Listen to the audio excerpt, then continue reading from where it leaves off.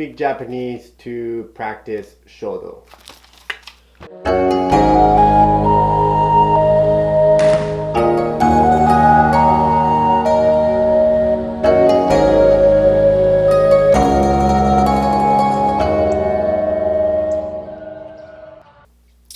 And the short answer is no. I'm not a native Japanese speaker. I speak Spanish and English. I don't speak Japanese. I have a section on my website where I take custom calligraphy requests, and I do that because I love to brush custom calligraphy for people that have something in mind that they want to brush. I focus on Zen and martial arts type of calligraphy. That's my strength. I do get a lot of people sending me some requests of just these really long paragraphs or these long sentences that they either wrote themselves or they just borrow from somewhere, and they want me to brush that in calligraphy. I always have to write them back saying, you have to find someone who can translate this first, then I can brush it for you. Like I said before, I speak and write fluently English and Spanish. And when I translate between those two languages, I still have trouble translating long paragraphs or long sentences because context is everything. Translating from one language to another is more than just looking words in a dictionary, or even worse, using Google Translate. See, Shodo is the art of brushing Japanese kanji characters in a beautiful and artistic way. However, there are some elements of the language that you do need to learn because, remember, kanji characters have also meanings. So it's really helpful sometimes to know the meaning of the kanji characters when you're brushing them so that you can channel the meaning of that kanji to your brushwork so that your brushwork reflects the meaning of the kanji. So I think there are three things that you do need to learn about the Japanese language when you're learning calligraphy. And the first one is basic pronunciation. You need to learn how the Japanese language is pronounced so that you can pronounce these kanji characters correctly. For example, the Japanese vowels are not pronounced the same as in English. It's similar to Spanish, but it's its own sound, so you need to learn how to pronounce the vowels specifically.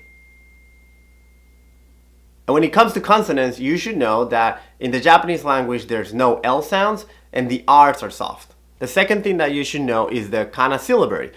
The Japanese use three writing systems. They use kanji, hiragana, and katakana. Hiragana and katakana together, they're known as kana, and they are purely phonetic symbols, which means that they don't have a meaning unlike kanji. The reason why you should know the kana syllabary is because when you look for kanjis in a dictionary, their pronunciations and their meanings are written in hiragana or katakana. Hiragana is also great for calligraphy, and kana calligraphy is another different section and specialty of Shodo practitioners. And I think that practice hiragana is really important if you want to learn how to do cursive styles. And the third thing that I think is important to learn about the Japanese language is how to use a kanji dictionary. The only way that you will improve your kanji knowledge or your kanji vocabulary or how many kanjis you know is by looking them in the dictionary and memorizing them. And like I said before, a lot of those dictionaries are written in Japanese, so in order for you to learn the pronunciations, you need to learn kana because the pronunciations of those kanjis are going to be written in either katakana, hiragana, or both. Another thing that you need to learn about looking kanjis in a dictionary is radicals,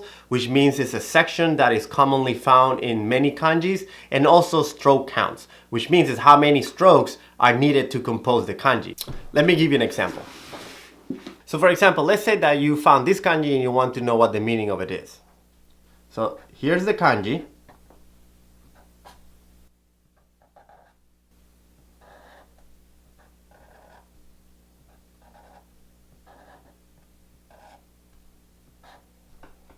And you want to see what this kanji means. So to look this kanji in the dictionary, you have two options. You can find the radical, which is this area right here, or you can find what the stroke count is. This kanji has 1, 2, 3, 4, 5, 6, 7, 8, 9 strokes.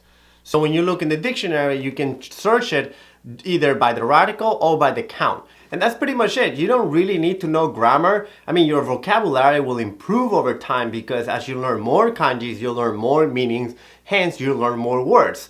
But you don't really need to speak Japanese in order to learn how to brush characters. In order to learn how to brush characters, you need to learn brushing techniques and penmanship, and how to use the brush, how to use the ink, how to compose the 8 basic strokes and all that kind of stuff. I just think that sometimes a lot of people don't understand the difference between a calligrapher and a translator, and those are two different things. Especially for calligraphers like me, which are not native Japanese speakers, we don't have the ability, unless there's someone who is not a Japanese but is completely fluent Japanese, then maybe they can do that. But a lot of us don't. A lot of us won't be able to translate a big paragraph or even names into Japanese just because we know how to brush it. However, if you give me the paragraph in kanji, I'll be able to brush it because you're giving me the kanji characters that I know how to write. But translating from A to B, that's really tricky because, again, when you translate between two languages, you need to translate context and you need to translate slang and how things are said and what is the meaning of this, because the way one language says it, it doesn't necessarily mean that another language says it the same way, even though it means the same thing.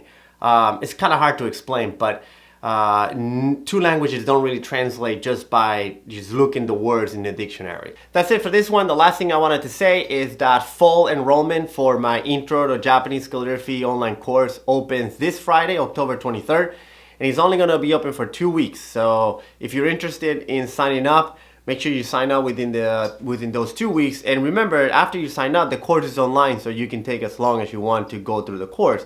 But I'm opening fall enrollment for 2 weeks only. And I don't really know when winter enrollment is going to be, because then we're going to the holidays and things are a little tricky over the holidays. So thanks for watching. I hope this was helpful, and I'll see you in the next one.